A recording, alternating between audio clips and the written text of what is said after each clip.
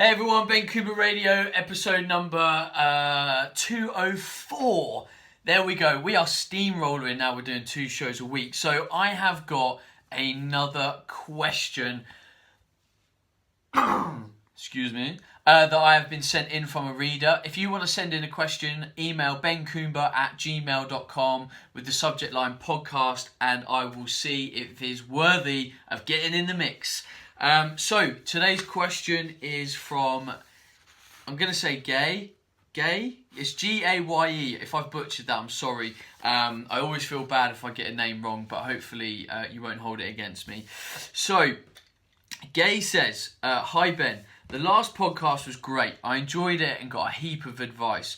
Can I suggest that you do something for mature people, as the way the body changes and the challenges on maintaining muscle tone and keeping fat away can be tough when you get old.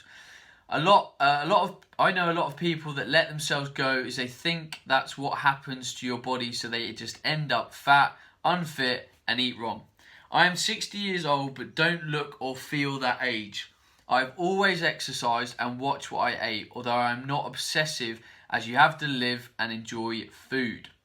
But now my body shape has changed over the last few years and carrying fat around the middle and across my back.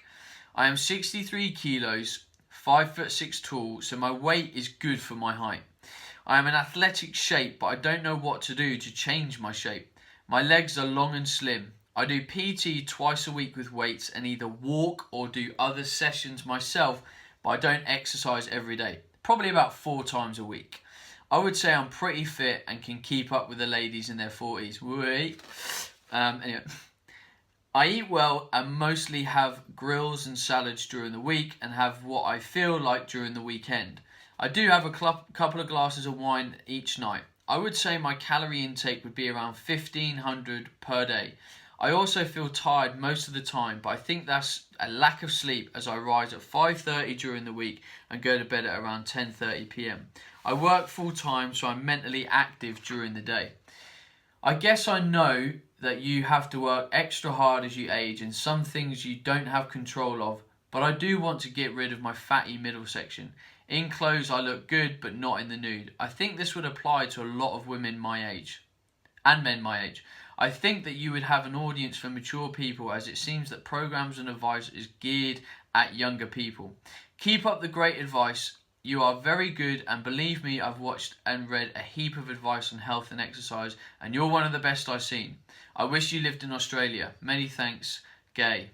Who knows? So the thing about when you age is that everything down-regulates, and it's just a habit of life. Your hormonal function down-regulates a little bit. You become less efficient. Cellular pathways, detoxification pathways, all that kind of stuff just gets a little bit more sluggish. So I'm going to be honest. If anything, the thing that we should do as we age is probably become a little bit more diligent, a little bit more aware that we've got to do a bit more of the good stuff. And that's quite tough, because the dynamics of getting old is often that, you are further into your career, you have more stress, you have kids, you have, basically more to deal with. You also have a bit more money, so that quite often you enjoy yourself a bit more, you indulge, you maybe go on more holidays, eat in nicer restaurants. And actually, if you think about it, the variables compound themselves to be against you as you age. So it's kind of a choice, right? We've all got these choices. It's a life choice to say, do you know what, as I age, I'm going to pay more attention to my health, because I understand that I want to be in X shape. Now, either way, you have to accept that, what you have as a result of your input is what you have. So if you want to change that, you've just been telling me that, you want to be slimmer around the middle, you want to be slimmer around the back, but, you eat what you want at the weekend and you eat well during the week. I'm sorry, but that doesn't cut it. Like, if you want to be a 9 to 5 dieter, expect 9 to 5 results. Like, if you want really good results, you have to be more consistent. Now, I believe that if you started to practice, a method of if it fits your macros, or understanding what is in, we'll say, bad food, you would have more success with your nutrition. Now, no wonder you feel tired. you're not eating enough. 1,500 calories is not enough for how active you are.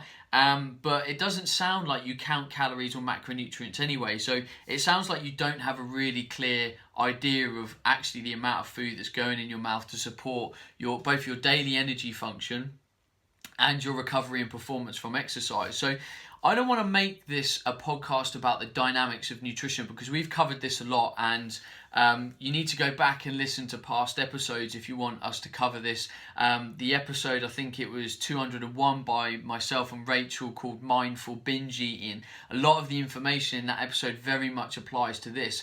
But what I want to talk about really, and this is what we're looking at, the reality of the situation is the reality of the situation.